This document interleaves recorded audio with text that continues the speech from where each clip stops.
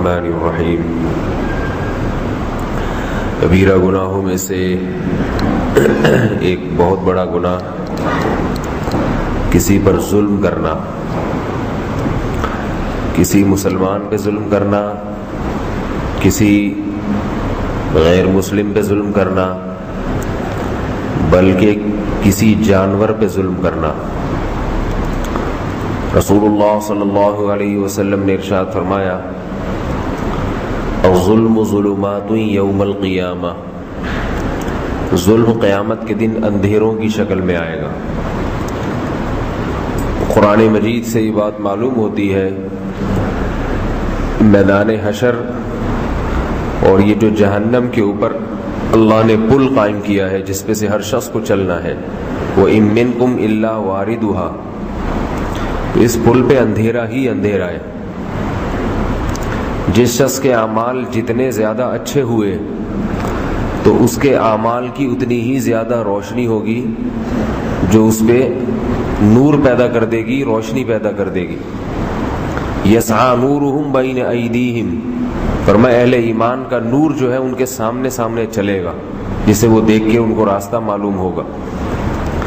تو جس شخص کے اعمال میں جتنا ظلم ہو، جتنی زیادتی ہو، اس کے سامنے اتنے ہی اندھیرے ہوں گے، اتنے ہی اندھیرے۔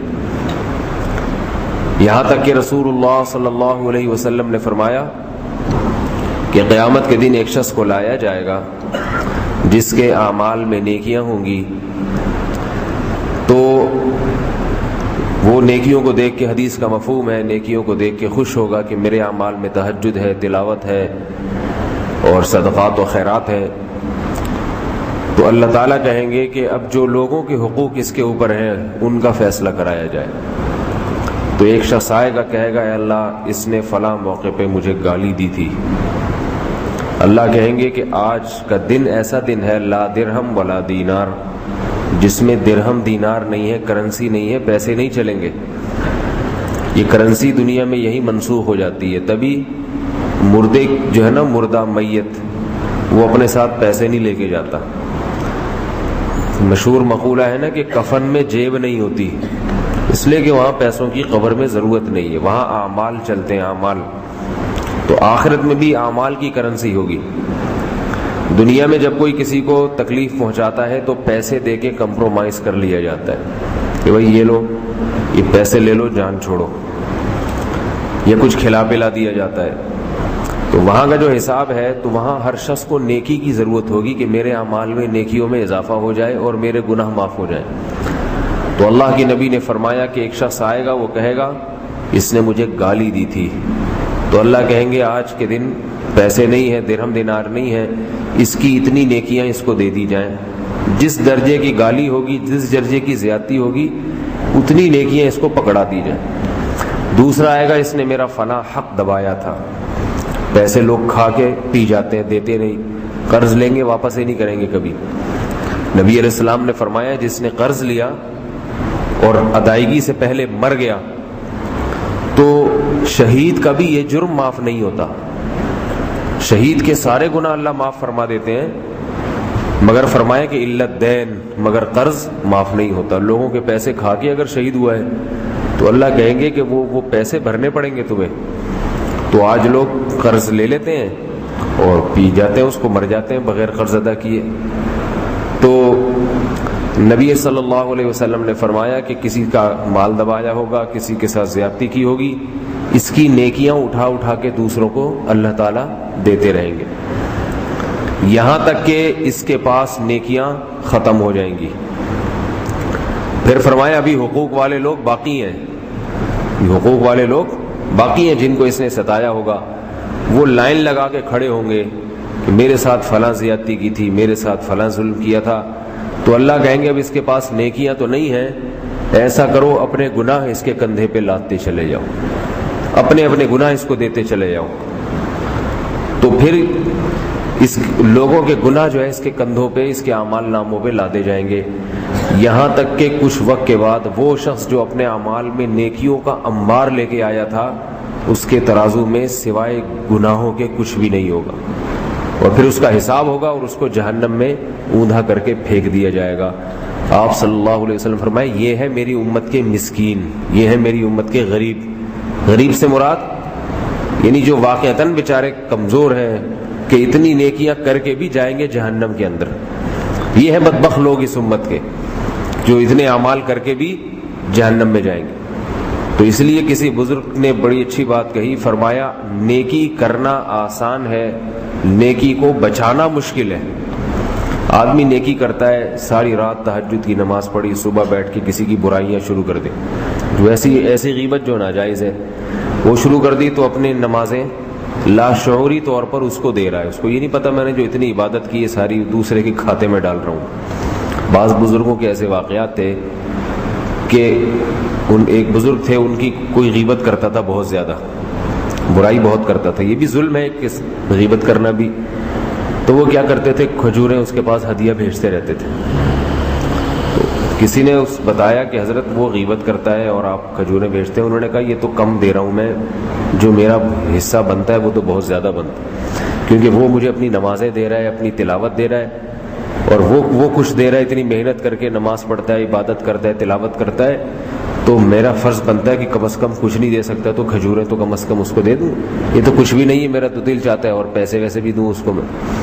جب اس کو پتا چلا وہ رک گیا اس عمل سے کہ بھئی یہ تو اپنی ہی بربادی کا میں سامان کر رہا ہوں. تو نیکی کرنا آسان ہے، نیکی کو بچانا کہ وہ نیکی بچی رہے، کسی اور کے حوالے نہ کر دیں آپ، یہ مشکل کام ہے.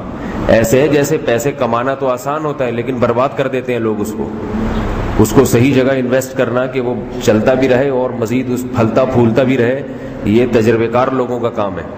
ورنہ لوگوں کو والد سے وراثت ملتی ہے، فلاں کو پکڑا دیے کاروبار کے لیے، وہ لے کے بھاگ گیا، پھر کسی اور کو پکڑا دیے، وہ لے کے بھاگ گیا، تھوڑے دن میں وہی 0 میٹر ہو کے بیٹھے ہوتے ہیں. تو جیسے انویسٹمنٹ جو ہے نا، یہ بڑے ماہر لوگوں کا کام ہے کہ کہاں پیسہ لگانا ہے. تو ایسے ہی نیکی کو بچا کے اس کو بڑھانا، یہ پھلے پھولے نیکی موت تک، یہ بڑا مشکل کام ہے. تو غیبتیں کر کر کے دوسرے کی پیسے تو بہت ہی کھاتے ہیں، پیسے کھانے میں تو آج سب تقریباً برابر ہی ہیں. حق نہیں دیتے کسی کا. کسی کو قرضہ دیں گے تو مانگنے تو فوراً چلے جائیں گے وقت پہ، لیکن کسی سے قرضہ لیں گے تو خود سے دینے چلے جائیں، دروازہ بجا کے، بیل بجا کے، گھنٹی بجائی، دروازہ کھٹ کھٹ کیا، جی کون صاحب ہے؟ وہ جو میں نے آپ سے 1 لاکھ روپے لیے تھے نا، میں نے 1 ہفتے کا وعدہ کیا تھا، وہ ہفتہ بھی دیکھیں آج فرائیڈے ہے، میں آ گیا. تو اتنا نیک آدمی آپ کو مارکیٹ میں نہیں ملے گا. تو وہ ہفتہ کیا، مہینہ کیا، سال کا بھی وعدہ کیا ہوگا نا، سال کا قرض لے کے اگر گیا ہوگا. وہ حاجی صاحب قرض لے کے عمرے پہ گئے تھے، حاجی صاحب وہ حج کر کے آئے ہیں، عمرہ کر کے آئے ہیں. انہوں نے جو سال کا ٹائم دیا تھا تو خود سے تو مس کال دے کے بھی یاد نہیں دلائیں گے کہ سال گزر گیا ہے. وہی سال کے بعد ان کو فون کرے گا تو 6 مہینے تو فون ہی نہیں اٹھائیں گے، سم نکال کے پھینک دیں گے. پھر وہ چکر لگاتا رہے گا. 18 سال کے بعد اس کو واپس کریں گے جب 1 لاکھ کی ویلیو ختم ہو چکی ہوگی، اور واپس ایسے کریں گے جیسے اس پہ احسان کر رہے ہیں.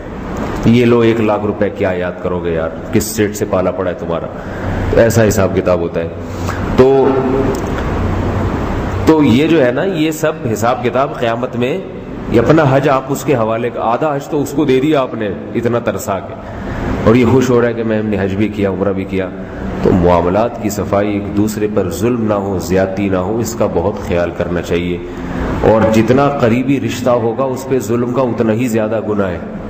جتنا قریبی رشتہ ہو، یتیم پہ ظلم کا گناہ بہت زیادہ ہے، کسی بیوہ، کسی لاچار عورت پہ ظلم کا گناہ اور زیادہ ہے.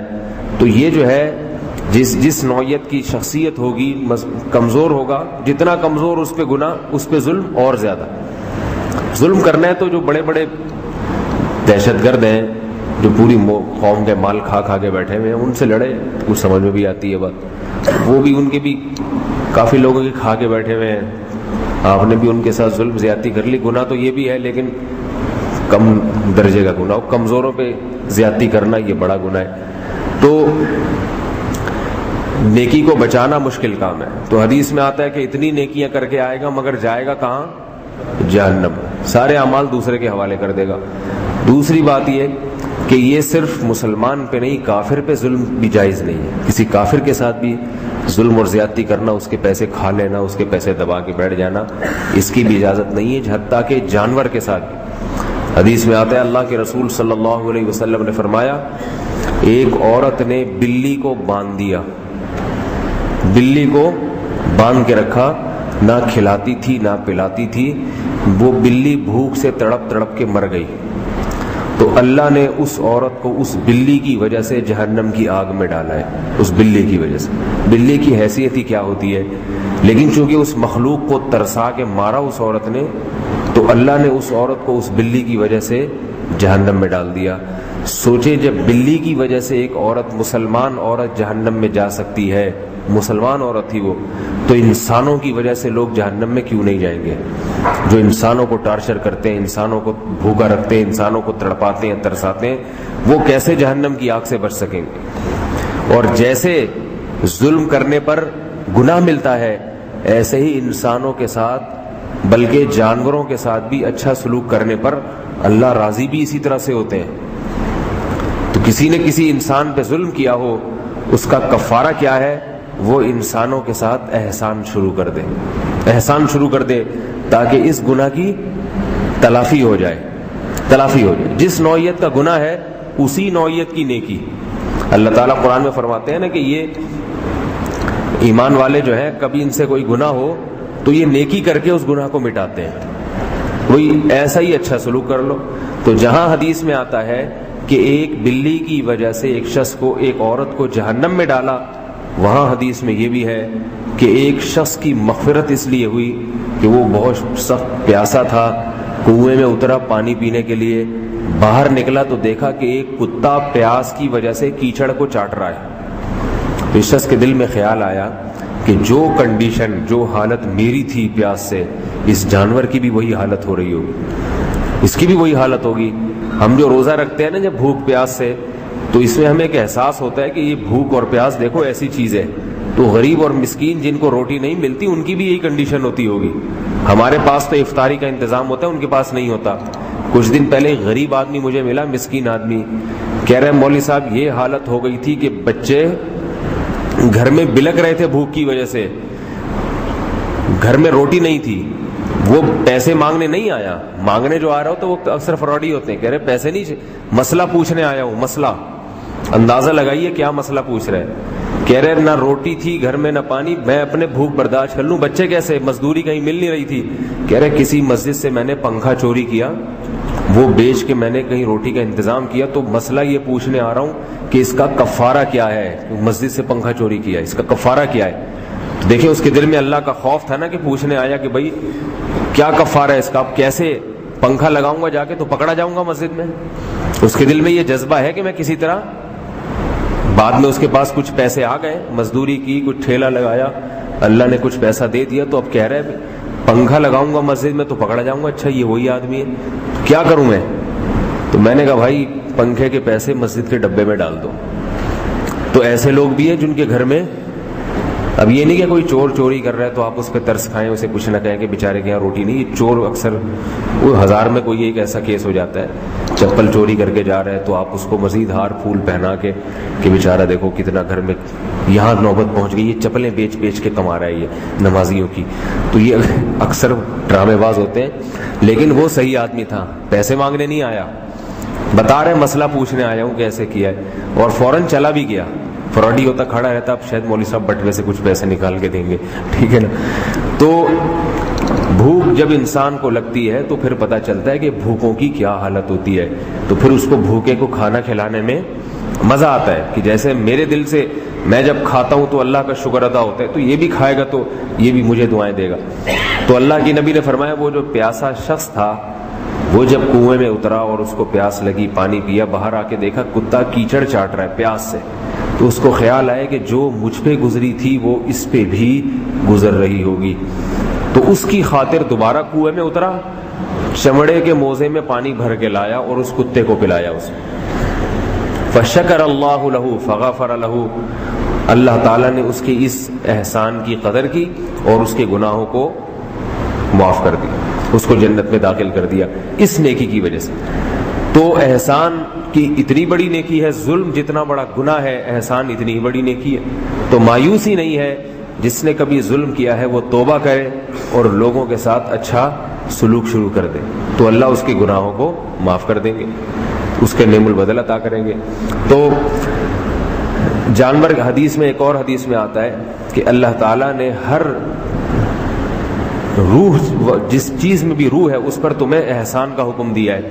فرمائے لہذا جب جانور ذبح کرو فَأَرِيحُوا ذَبِيحَتَكُمْ، تو اپنے ذبیحہ کو آرام پہنچاؤ. جانور کو ایسے ذبح کرو کہ جانور کو تکلیف کم سے کم ہو، کم سے کم تکلیف ہو. یہ بھی اس لیے کہ تاکہ جانور پر زیادتی نہ ہو. ہمیں جو چھری چلانے کا حکم ہے نا جانور کی گردن پہ، یہ بھی اس لیے کہ اس میں تکلیف کم ہوتی ہے. باہر ملکوں میں جانوروں کو گولی ماری جاتی ہے، کوئی جھٹکے سے مارتے ہیں، کوئی کڑھائی میں زندہ جانور ڈال دیتے ہیں، یہ سب اذیت ناک عمل ہے. چائنا میں جو پکاتے ہیں نا بکرا، کتے بھی پکاتے ہیں بکرے بھی پکاتے ہیں. کئی لوگوں نے بتایا کہ کڑھائی کھولتی ہوئی اس میں زندہ کتا پھینک دیتے ہیں، وہ زندہ بکرا اٹھا کے پھینک دیتے ہیں. جانور پہ کیا گزرتی ہے، کتنی دیر میں اس کی جان نکلتی ہوگی، کس قدر اذیت ہے. تو اللہ تعالیٰ نے ان چیزوں پہ پابندی لگائی ہے کہ اسے چھری سے کاٹ کے پہلے اس کی موت ہو، پھر کھال اتارو، پھر جو ہے نا یہ سب چیزیں ہونی چاہیے. تو یہ بھی صرف اس لیے ہے کہ اللہ کی مخلوق پہ زیادتی نہ ہو. ایک صحابی نے اونٹ پالا ہوا تھا، آپ صلی اللہ علیہ وسلم اس کے پاس گئے تو وہ اونٹ شکایت کرنے لگا. تو آپ، یہ معجزہ تھا نبی علیہ السلام کا، آپ نے اس کے مالک کو بلایا، فرمایا یہ اونٹ بتا رہا ہے کہ میرا مالک میری خوراک کا خیال نہیں خوراک کا خیال نہیں رکھتا. تو جانور کی خوراک کا خیال نہ رکھنا، جانور پہ وزن اتنا زیادہ ڈال دینا. لیاری میں گدھے دیکھے ہوں گے آپ نے، میں نے کئی دفعہ دیکھے، اتنا لوڈ گدھا گاڑی پہ ڈالتے ہیں کہ گدھا ہوا میں معلق ہو جاتا ہے. وہ اچھل بولا بھائی یہ کیا ہو رہا ہے، ٹانگیں ہوا میں لہرا رہا ہے. تو اور اتنا سریا اس کے اوپر لوڈ کرتے ہیں، پھر وہ گدھے کو چل نہیں رہا تو پھر ڈنڈوں سے مارا جا رہا ہے. سب نہیں کرتے، بعض لوگوں کی بات ہے، لیکن یہ بھی زیادتی ہے جانور کے ساتھ. اگر اللہ نے اس کو ہمارے لیے مسخر کر دیا، ہماری خدمت میں لگا دیا، تو یہ تھوڑی کہ اس کو جو ہے وہ ہاتھی سمجھ کے اس پہ سامان لوڈ کرنا شروع کر دے. تو وہ بے زبان ہے، کچھ نہیں بولے گا، وہ نہیں بولے گا، لیکن قیامت میں اللہ تعالیٰ اس کی طرف سے بدلہ لیں گے. حدیث میں آتا ہے قیامت میں ایسا انصاف ہوگا کہ اللہ اگر کسی سینگ والی بکری نے بغیر سینگ والی بکری کو ٹکر ماری ہے تو اللہ قیامت میں اس کو بھی زندہ کریں گے اور بغیر سینگ والی بکری کو سینگ دیں گے اور کہیں گے تو بھی ایک دفعہ ٹکر مار لے اس کو. جانوروں سے حساب و کتاب نہیں ہے، صرف ایک دفعہ ٹکر لگوائیں گے اس کو کہ تو بھی مار لے. صرف انسانوں کو دکھانے کے لیے یہ کام کریں گے. علماء نے لکھا ہے جانوروں کا کوئی کی آزمائش نہیں ہے، لیکن اللہ یہ عمل کیوں کریں گے؟ تاکہ انسانوں کو عبرت ہو کہ جو اللہ جانوروں سے بھی ایک دوسرے کو ٹکر لگوا رہے ہیں، حالانکہ جانور کی آزمائش نہیں ہے.